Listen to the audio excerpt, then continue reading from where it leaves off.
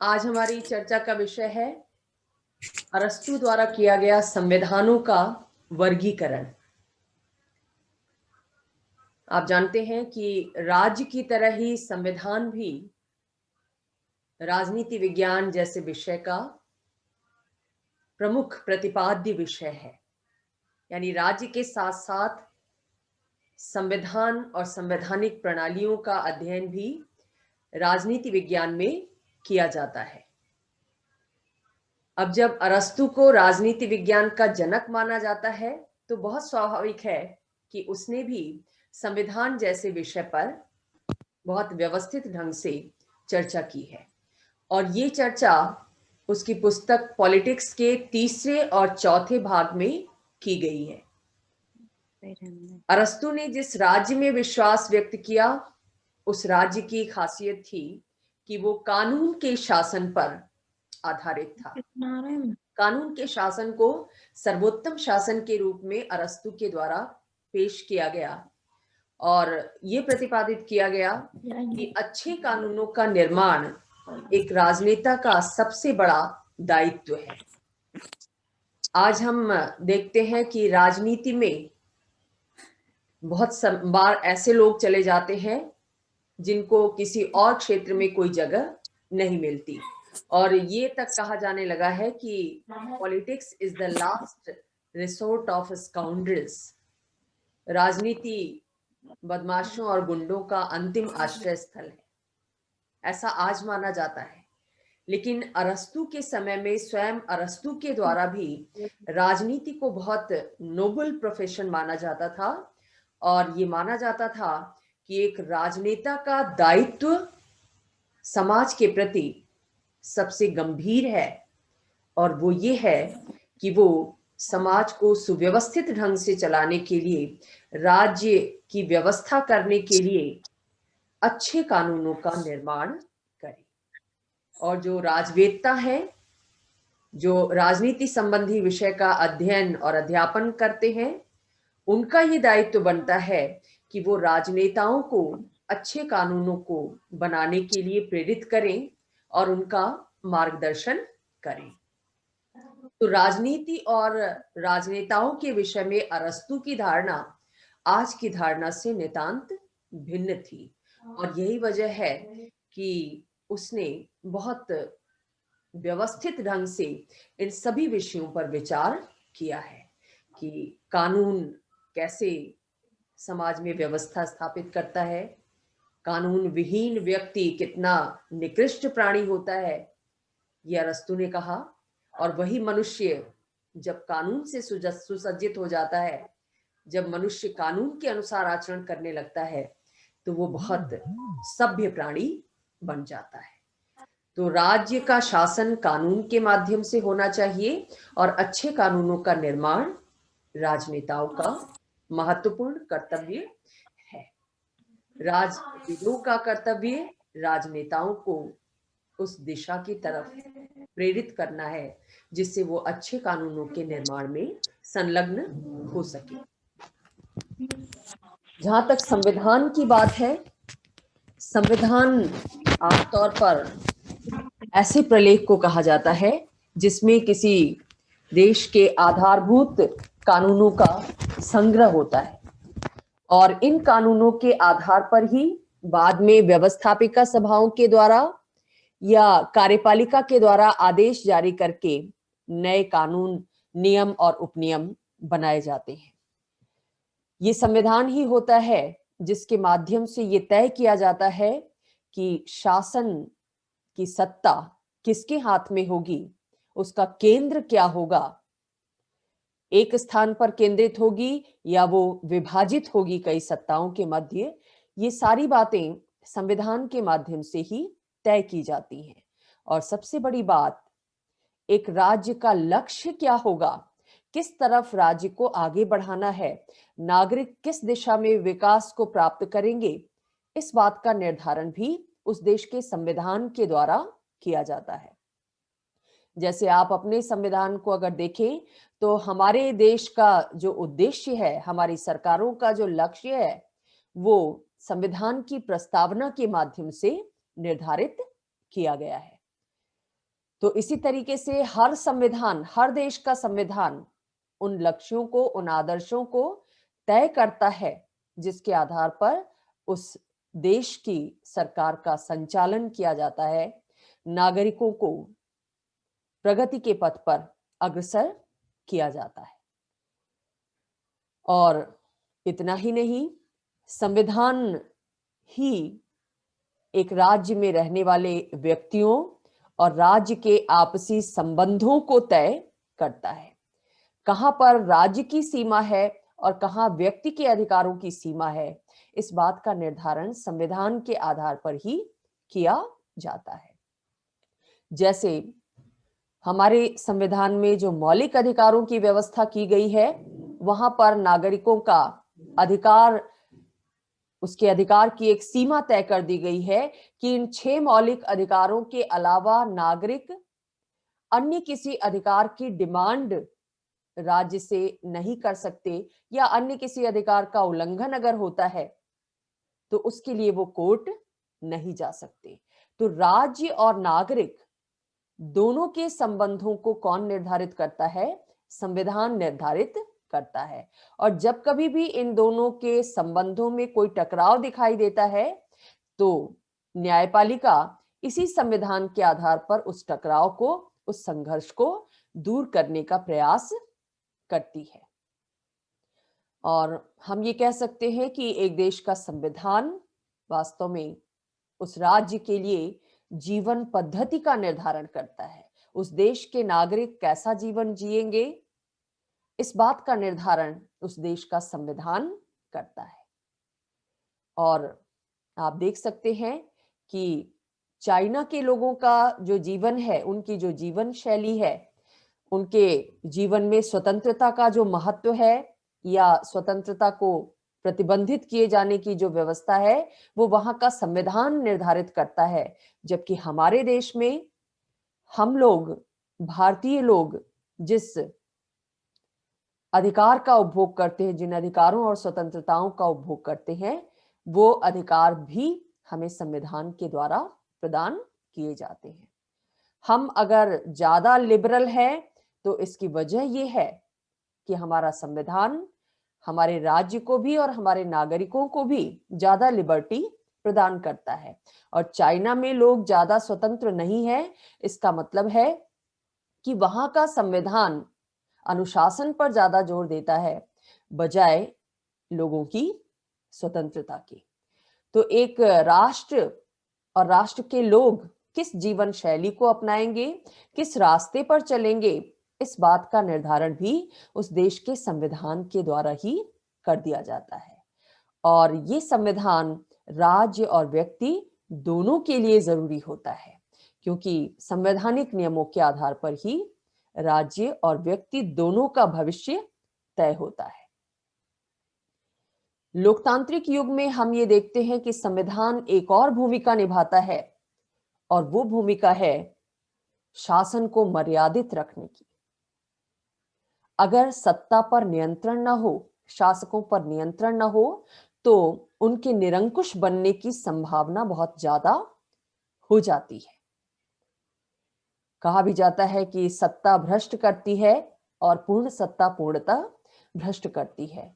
तो सत्ता भ्रष्ट ना होने पाए, इसके लिए सत्ता पर, सत्ताधारियों पर, शासकों पर नियंत्रण बहुत जरूरी होता है। और आधुनिक लोकतंत्र में ये नियंत्रण संविधान के माध्यम से कायम किया जाता है, क्योंकि जो सरकार होती है वो संवैधानिक प्रावधानों के अनुसार ही संचालित हो सकती है। अगर कोई सरकार ऐसी बनती है, अगर कोई शासक ऐसा आता है या कोई सरकारी अधिकारी संवैधानिक प्रावधानों का उल्लंघन करते हुए या संविधान के द्वारा जो उसका अधिकार क्षेत्र निर्धारित किया गया है उसके पार जाते हुए कोई कार्य करता है, तो उसे ऐसा करने से रोका जाता है। किसके द्वारा? न्यायपालिका के द्वारा, क्योंकि न्यायपालिका को लोकतांत्रिक देशों में संविधान का संरक्षक माना जाता है। आप आए दिन देखते हैं कि नागरिकों के द्वारा न्यायालयों में सरकार के विरुद्ध रिट दाखिल की जाती है कि सरकार ने ये जो कानून बनाया या ये जो आदेश पारित किया, जारी किया, वो संविधान की भावना के विपरीत है। तो इस तरह से शासक अपनी सत्ता का दुरुपयोग नहीं कर पाता, निरंकुश नहीं बन पाता संविधान की मौजूदगी के कारण, संवैधानिक नियमों के पालन के कारण। इसीलिए संविधान पर आधारित शासन को संविधानवादी शासन कहते हैं। तो ये संविधानवाद या संवैधानिक मूल्यों के आधार पर जो शासन कार्य किया जाता है, उससे सरकार नियंत्रित रहती है, मर्यादित रहती है। तो ये एक नया रोल, नई भूमिका संविधान की आधुनिक लोकतांत्रिक राज्यों में हो जाती है।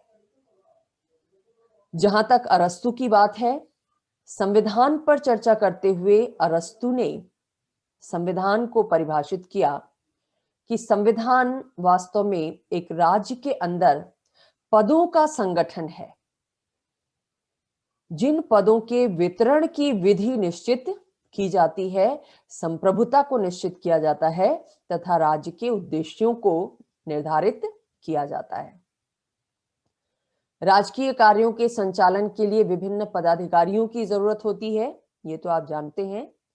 तो ये पदाधिकारी कौन से होंगे, उन पदाधिकारियों के अधिकार क्या होंगे, उनके कर्तव्य क्या होंगे, इन सारी बातों का विवरण कहां होता है? संविधान में होता है। संवैधानिक विधि द्वारा यह निश्चित किया जाता है। सर्वोच्च सत्ता का प्रयोग किसके द्वारा किया जाएगा, यानी संप्रभुता का प्रयोग किसके द्वारा किया जाएगा, ये भी संविधान के द्वारा ही निश्चित किया जाता है और संविधान ही राज्य के उद्देश्यों को निर्धारित करता है। तो अरस्तु ने जो परिभाषा दी संविधान की, मोर और लेस वही परिभाषा आज भी संविधान की हम पाते हैं। संविधान के द्वारा जो कार्य किए जाते हैं, जो व्यवस्था की जाती है, उन्हीं व्यवस्थाओं की बात अरस्तु ने भी अपनी परिभाषा में की है। ये संविधान कितने तरह का हो सकता है, यानी संविधानों के रूप क्या हो सकते हैं, इस बात पर भी अरस्तु ने सिस्टमेटिक ढंग से विचार किया है। प्लेटो की तरह वो भी ये मानता है कि एक राज्य का संविधान कई रूपों में हो सकता है, और अरस्तु ने जिन रूपों की चर्चा की है उसका निर्धारण दो आधारों पर किया है। पहला आधार शासन करने वाले व्यक्तियों की संख्या क्या है, इस आधार पर संविधान अलग अलग तरह का हो सकता है।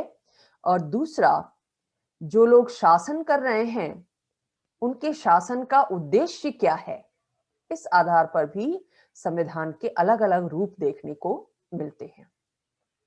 तो अरस्तु ने इन दो आधारों पर जो वर्गीकरण किया, जैसा कि आप इस चार्ट में देख रहे हैं कि शासन करने वालों की संख्या कितनी है, इस आधार पर तीन प्रकार के संविधानों की चर्चा अरस्तु ने की है। एक तो संख्या का आधार ये हो गया, एक व्यक्ति का शासन, कुछ व्यक्तियों का शासन और सभी व्यक्तियों का शासन।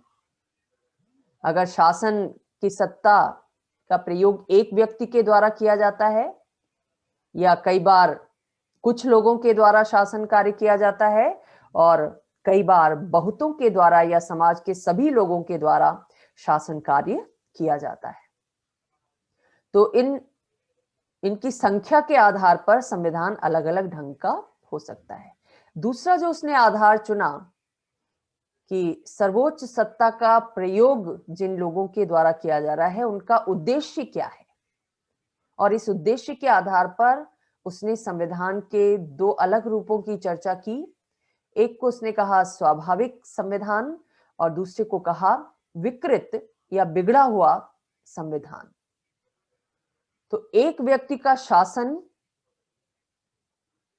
राजतंत्र कहलाता है अपने स्वाभाविक रूप में। क्यों? क्योंकि यहां पर शासक का उद्देश्य क्या होता है, जनता के हितों की साधना, जनता का कल्याण। बेशक राजतंत्र में राजा के हाथों में सत्ता होती है, एक व्यक्ति के हाथ में सत्ता होती है, लेकिन राजा से ये अपेक्षा की जाती है कि वो शासन कार्य प्रजा के कल्याण को ध्यान में रखते हुए करेगा। और राजा अपने पद पर वास्तव में तभी तक बना रह सकता है या तभी तक वो जनता के बीच लोकप्रिय रहता है जब तक उसके द्वारा जनता का ख्याल रखा जाता है, जनता के हितों में कार्य किए जाते हैं। तो राजतंत्र एक व्यक्ति का शासन है और अगर वो जनता के हित को ध्यान में रखता है तो राजतंत्रीय व्यवस्था बनी रहती है। लेकिन अगर वही राजा जिसके हाथ में सत्ता है, समय के साथ वो उसका उद्देश्य पृथक हो जाता है। क्या उद्देश्य हो जाता है? कि वो जनता के कल्याण की साधना ना करके अपने हितों की बात सोचने लगता है, अपने स्वार्थ से प्रेरित होकर कार्य करने लगता है, तो वही एक व्यक्ति का राजतंत्र बिगड़ जाता है और बिगड़कर वो निरंकुश तंत्र में परिवर्तित हो जाता है, जो राजतंत्र का विकृत रूप है। तो मोनार्की यानी राजतंत्र किसमें परिवर्तित हो जाता है? टिरैनी में, निरंकुश तंत्र में परिवर्तित हो जाता है। तो राजतंत्र भी संविधान का एक रूप है और निरंकुश तंत्र भी संविधान का एक रूप है। ऐसे ही अगर शासन की बागडोर समाज के कुछ लोगों के हाथ में है, कुछ संभ्रांत लोगों के हाथ में है, कुछ गुणी और प्रतिभा संपन्न लोगों के हाथ में है, तो ऐसे व्यक्तियों का शासन कुलीन तंत्र कहलाता है, क्योंकि ये लोग जनता के हित को ध्यान में रखकर शासन करते हैं। गुणी और संभ्रांत लोगों का शासन तभी कुलीन तंत्र कहा जा सकता है, एरिस्टोक्रेसी कहा जा सकता है, जब उसके द्वारा जनता के हित को ध्यान में रखकर कार्य किया जाए। तो कुछ व्यक्तियों के शासन का ये एक स्वाभाविक रूप है कुलीन तंत्र। लेकिन इसका विकृत रूप क्या है? वर्ग तंत्र, ओलिगार्की। कुलीन लोगों का शासन जब बिगड़ जाता है, यानी जब वो जनहित की परवाह नहीं करता, वर्गीय हितों की साधना करने लगता है, जिस वर्ग को बिलोंग करते हैं शासक, उसी वर्ग के हितों की बात सोचते हैं, तो ये शासन, ये संविधान किस में बदल जाता है? ओलिगार्की में बदल जाता है, वर्ग तंत्र में परिवर्तित हो जाता है। तो वर्ग तंत्र कुलीन तंत्र का विकृत रूप है, ये विकृत संविधान है। अगर शासन करने वालों की संख्या बहुत ज्यादा है, समाज के सभी लोगों के द्वारा शासन कार्य में भागीदारी निभाई जाती है, तो अरस्तु उसके स्वाभाविक रूप को सर्वजनतंत्र कहता है, पॉलिटी कहता है। और यहां आपको बता दूं कि सभी तरह के संविधानों में अरस्तु ने इस संविधान को सबसे अच्छा संविधान कहा है। पॉलिटी को उसने सर्वोत्तम रूप बताया है संविधान का, जिसमें अधिकांश जनता के द्वारा, पूरी जनता के द्वारा जनता के हित को ध्यान में रखते हुए कार्य किया जाता है। प्राचीन यूनान में ऐसा ही प्रत्यक्ष लोकतंत्र प्रचलित था, जिसमें सभी नागरिकों के द्वारा नीति निर्धारण और नीति के क्रियान्वयन में प्रत्यक्ष भागीदारी निभाई जाती थी। लेकिन जब सभी व्यक्तियों का शासन बिगड़ जाता है, तो वो भीड़ तंत्र में परिवर्तित हो जाता है। भीड़ तंत्र यानी भीड़ जिधर जाती है वही निर्णय का आधार हो जाता है। भीड़ जिसको ओके करती है, कहते हैं ना, भीड़ का कोई विवेक नहीं होता।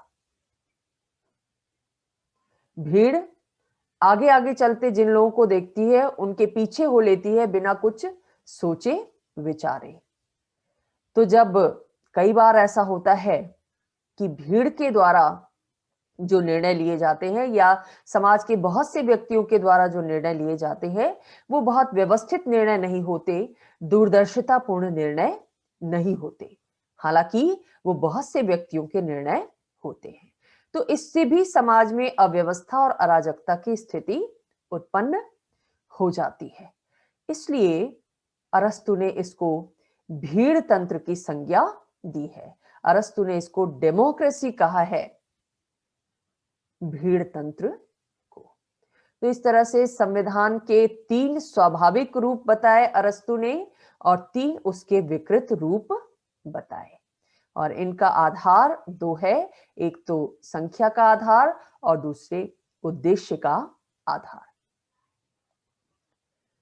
अब इन आधारों पर संविधान का वर्गीकरण करने के बाद अरस्तु ने इन संविधानों में परिवर्तन का सिद्धांत भी प्रस्तुत किया। अरस्तु ये मानता है कि कोई भी संविधान स्थिर नहीं होता। क्यों? क्योंकि समय के साथ गतिशीलता जरूरी होती है और हर संविधान समय और परिस्थितियों के अनुरूप परिवर्तित होता रहता है। इसलिए संविधान में परिवर्तन बहुत स्वाभाविक है, लेकिन वो परिवर्तन कैसे होगा, इसके लिए अरस्तु ने चक्रीय सिद्धांत प्रतिपादित किया।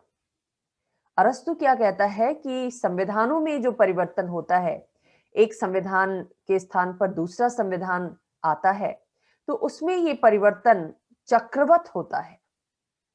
जैसे एक साइकिल का पहिया गोलाई में घूमता है, वैसे ही संविधानों में परिवर्तन चक्रीय गति से होता है। इसका मतलब है कि सबसे पहला संविधान जो स्वाभाविक रूप में सामने आया वो राजतंत्र था ऐतिहासिक दृष्टि से, और ये राजतंत्रीय संविधान जब परिवर्तित होगा तो वो निरंकुश तंत्र में परिवर्तित होगा। राजतंत्र निरंकुश तंत्र में परिवर्तित होगा और फिर निरंकुश तंत्र कुलीन तंत्र में परिवर्तित होगा, क्योंकि निरंकुश तंत्र के विरुद्ध जब शासक के अत्याचारों से लोग तंग आ जाते हैं तो समाज के बहुत से बुद्धिजीवी, बहुत से संभ्रांत लोग उस शासक के विरुद्ध उठ खड़े होते हैं और सत्ता उसके हाथ से लेकर वो अपने हाथों के माध्यम से शासन कार्य संचालित करते हैं। शासन सत्ता पर कब्जा कुलीन लोगों के द्वारा कर लिया जाता है। कुलीन तंत्र जब विकृत होता है तो वो वर्ग तंत्र में परिवर्तित होता है। समय के साथ जब इन कुलीन लोगों के शासन में भी विकार आ जाता है, वो जनहित की परवाह नहीं करता, वर्गीय हितों को ध्यान में रखकर कार्य करता है, तो ये वर्ग तंत्र में परिवर्तित हो जाता है। और समय के साथ इस वर्गतंत्रीय शासन के विरुद्ध भी आक्रोश सामने आता है पूरी जनता का। इतिहास में जो भी क्रांतियां हुई हैं उन पर आप नजर डालें तो जनतंत्र की शुरुआत कहते हैं कि ग्रेट ब्रिटेन से हुई। तो ग्रेट ब्रिटेन में भी लोगों का शासन के प्रति आक्रोश था, इसलिए लोग जनप्रतिनिधियों के समर्थन में उतर आए। लोगों ने ये बात रखी कि जब तक शासन व्यवस्था में सभी लोगों का प्रतिनिधित्व नहीं होगा तब तक वो शासन अच्छा नहीं हो सकता, कल्याणकारी नहीं हो सकता। तो इस तरह से वर्गतंत्रीय व्यवस्था के विरुद्ध समाज के अधिकांश लोगों के द्वारा क्रांति की जाती है और क्रांति के बाद जो शासन व्यवस्था स्थापित होती है, जो संविधान सामने आता है, वो सर्वजनतंत्र कहलाता है, पॉलिटी कहलाता है। तो वर्गतंत्र किसमें परिवर्तित होता है? सर्वजनतंत्र में। और सर्वजनतंत्र जब बिगड़ता है तो ये भीड़ तंत्र में परिवर्तित होता है। इस भीड़ तंत्र के आगे जब सब लोग नतमस्तक हो जाते हैं, भीड़ तंत्र को कुछ समय तक स्वीकार करते हैं, लेकिन कुछ समय बाद ऐसा लगता है कि ऐसी व्यवस्था नहीं चलनी चाहिए, इस अव्यवस्था और अराजकता को दूर करने का समय आ गया है। तो उसी भीड़ में से एक गुणी व्यक्ति, एक प्रतिभावान व्यक्ति निकलता है जो शासन सत्ता अपने हाथ में लेता है, और ये भीड़ तंत्र फिर से राजतंत्र में परिवर्तित हो जाता है। राजतंत्र, फिर निरंकुश तंत्र में, निरंकुश तंत्र कुलीन तंत्र में, फिर वर्ग तंत्र, सर्वजन तंत्र, भीड़ तंत्र। इस तरह से संविधानों में परिवर्तन ऐसे चक्रवत गति से होता है।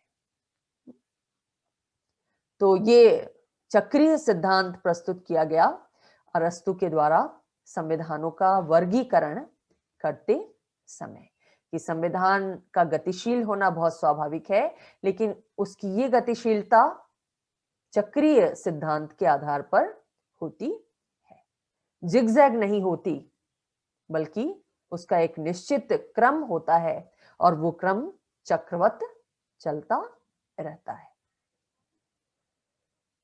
तो इस तरह से अरस्तु ने व्यवस्थित ढंग से संविधानों का वर्गीकरण प्रस्तुत करने की कोशिश की है।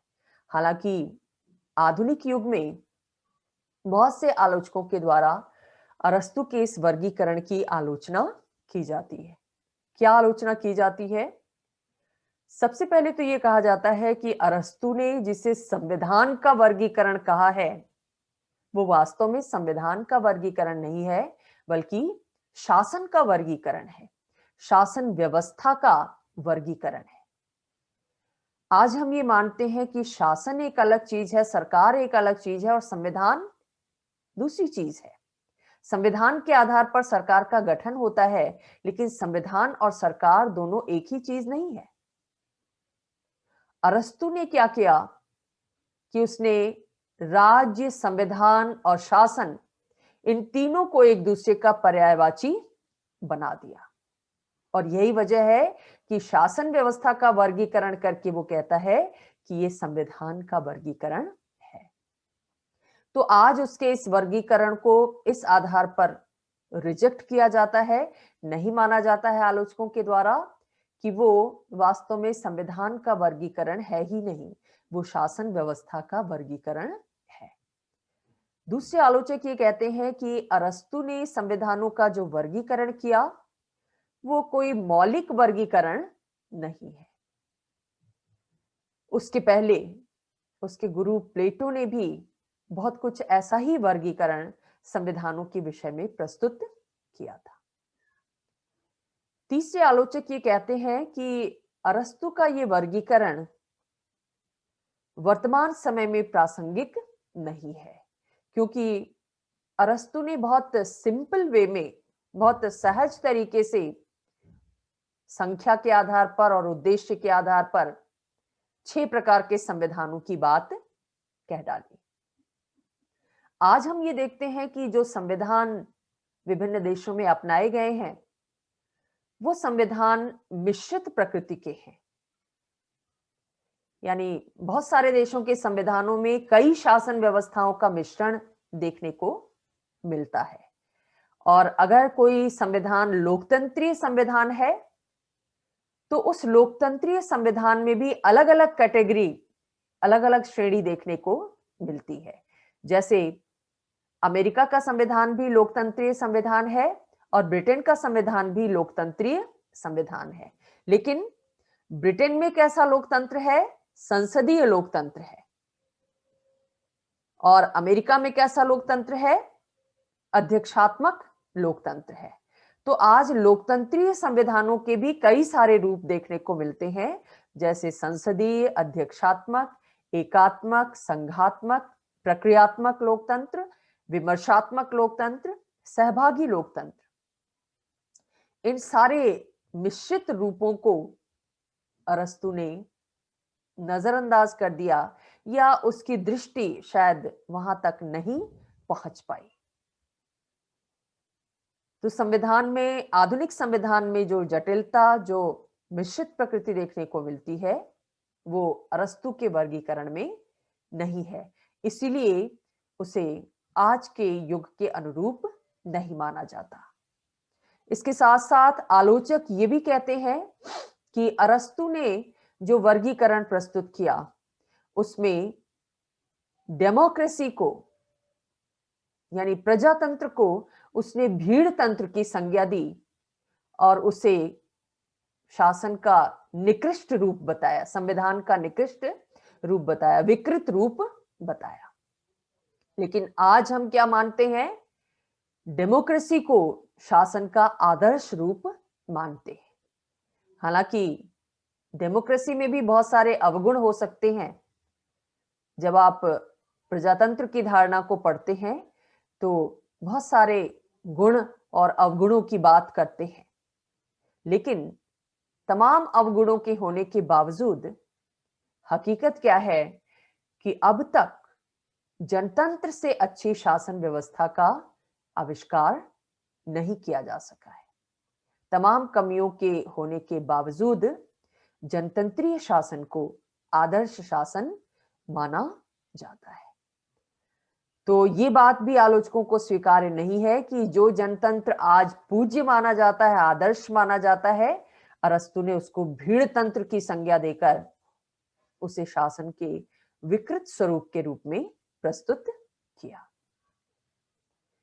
ऐतिहासिक दृष्टि से देखने पर यह पता चलता है कि अरस्तु ने जिस चक्रीय परिवर्तन की बात कही है संविधानों में, कि एक संविधान से दूसरे संविधान में परिवर्तन चक्रवत होता है, वो भी ऐतिहासिक दृष्टि से प्रासंगिक प्रतीत नहीं होता, क्योंकि इतिहास के पन्नों को अगर हम पलट कर देखते हैं तो हम ये पाते हैं कि किन्हीं देशों में राजतंत्र के बाद सीधे प्रजातंत्र स्थापित हो गया, तो कहीं पर प्रजातंत्र के बाद अरस्तु के विभाजन के अनुसार राजतंत्र आना चाहिए था, लेकिन राजतंत्र ना आकर वहां निरंकुश तंत्र स्थापित हो गया। जैसे जर्मनी में वाइमर संविधान के तहत वहां पर जनतंत्रीय शासन स्थापित किया गया था, लेकिन उस जनतंत्रीय शासन के तुरंत बाद हिटलर का निरंकुश तंत्र स्थापित हुआ। वो उसकी प्रतिक्रिया स्वरूप अस्तित्व में आया।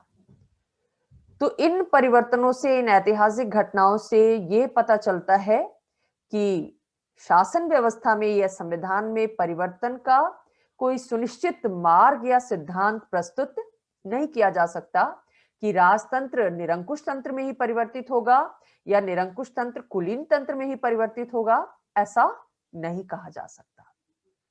तो यहां भी अरस्तु के वर्गीकरण पर, संविधानों के वर्गीकरण पर प्रश्न चिन्ह उठाए जाते हैं आलोचकों के द्वारा।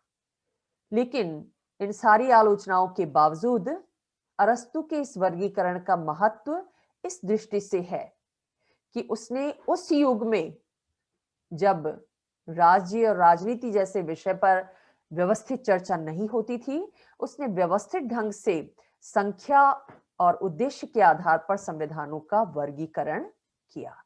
और उससे भी बड़ी बात यह है कि उसने संख्या के साथ साथ उस उद्देश्य को भी संविधान का आधार बताया, जिसके अनुसार शासकगण संप्रभु सत्ता का प्रयोग करते। तो ये था अरस्तु द्वारा किया गया संविधानों का वर्गीकरण।